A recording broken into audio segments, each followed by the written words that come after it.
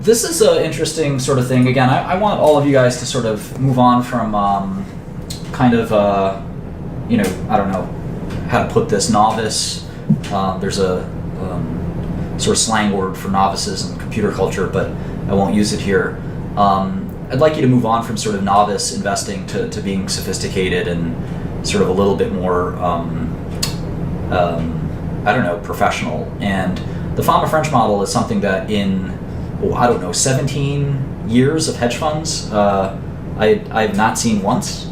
And I think that, it's one thing for a group of internet observers to not be sophisticated in finance, but it's another thing for the financial industry to not be. Now, granted, the financial industry has been taken over by quantitative investors who are no doubt very thoroughly versed in Fama French, but I'd encourage you to look up some of the Fama French literature that's out there. And I think that you'll enjoy it, because the Fama French model is just a simple, you can see it's sort of this regression that allows you to sort of predict the return of a stock based on, interestingly, unlike CAPM, a couple of interesting metrics here, like the size and the value of the company. So price to book, or the market capitalization of the company, which is really kind of a cool model. And you can play with your own models. And I want you to start doing stuff like this instead of thinking about technical analysis or thinking about what people are saying about a stock on Twitter or thinking about stuff like that. There is a real science to investing. And I'm not saying that you have to be you have to think about these in some monolithic or holy way. There's nothing holy about Fama French at all. But I think that it's really important to think about factors and investing from a different perspective. And people ask about Bitcoin or marijuana stocks, and it harkens, or at least I think it speaks very poorly about the person who's asking about it, because instead of a prescriptive thought process to tackle investing, what you're really doing is reacting. You're reacting to emotion. You're reacting to things you hear about, and that's the worst possible thing you can do, because investing should be tackled procedurally. If you're going to build a building, you wouldn't start right away and say, all right, well, I think the Leaning Tower of Pisa is a good building. Let me start building it. And you start building it, and you say, oh, maybe the Sears Tower is a good building. You start building it like the Sears Tower. Your building won't be a very good building by the end of it. And I think that people are scared to sort of look at a big system like the stock market and break it down and have a strategy where they say, all right, this is how I'm going to tackle this crazy stock market. This is how I'm going to start to think about what value I can bring into the world, and including my time constraints, and plan out a sort of battle plan. And for me, what worked relatively well was taking a sliver of the market, the biopharmaceutical market, which is about 10% roughly, maybe 15% of the stock market, and saying, I'm going to be really good at this 15%. And by focusing on that 15%, I was able to sort of divine some insights and things like that. But I think that just picking up the phone and talking to stockbrokers and talking to your friends who may be at hedge funds or mutual funds or maybe like to invest a lot and maybe got lucky and you're following their picks, I mean, that's a great way to lose money.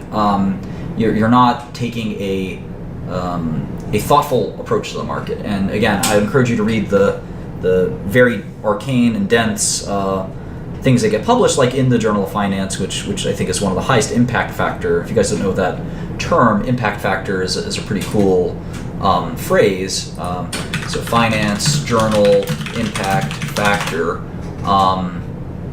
Journal of Finance is 5.29. You can actually kind of look these up, and you can see that here there are, I don't know, crazy, there's 214 total journals, but in the Journal of Finance is good head and shoulders above the next couple of ones, but these aren't bad either. And if you read these, largely academic, but occasionally someone like an AQR or someone will publish in one of these, you can learn quite a bit and start to take yourself out of that whole ridiculous culture where you're Googling for good stock picks, or you're thinking about and again, I'm not insulting anyone specifically, but when someone buys dry ships or AMD or something like that because they heard about it from somebody, that's we all know how that movie ends. But I'm not telling you that professionals are any different. Professionals have a word of mouth system. on Bloomberg or AOL Instant Messenger or other tools, the phone, and they follow each other.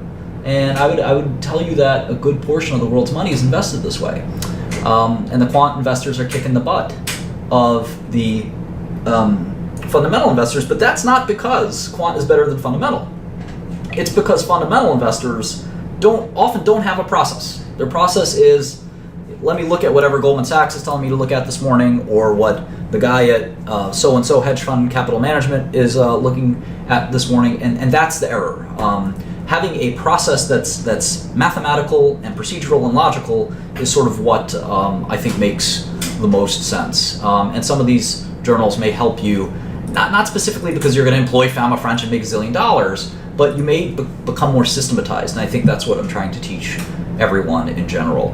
All right, so I got an enormous number of questions, and I want you to keep them coming, and I'm regretful that I can't get through all of them, but I'm going to try to get through more of them over time. But I think that there's a limited capacity for me to answer every question, so I'm sorry if I haven't been able to do them. I can't even read every question, which is somewhat remarkable. But anyway, one question I got was a pretty simple question. What is the best way to short a stock? Should I use Chris asked this question, and he said, should I use derivatives? Should I use puts? In other words, should I short the common stock? Should I do some kind of hedge? And it really depends on what you're trying to do. In general, I just like to short common. It's the easiest thing to do. Don't overthink things. I think that's the simplest way to short stock. That's what I do. ESG is environmental, social, and something metrics. And there's a Goldman Sachs, I guess, webcast or podcast, which I wouldn't listen to. It's just Goldman Sachs advertising that Phil asked about. That maybe that these metrics are actually the ones to look at. That maybe there would be some benefit to investing in companies that are doing social good and I don't know, environmental good. I don't think that's a good idea. I'll leave it at that. I think that one of the best ways to think about math is to in other sort of pieces of logic is extreme views. So if you take the extreme variable in this function and you say, okay, well, will the most environmentally sound and the most socially good company make you the most money, and vice versa? And if you think about it in the extreme, those don't stand to reason. The companies are not meant to be environmentally sound or socially aware or anything like that. Governance. Well, governance does matter. I'll make this maybe lowercase e and s. Governance is important. Governance is very important, but I think governance is part of management. So I think that that's something to think about. But in terms of environmental and social, I think there's a sort of a difficulty in tying that to reality.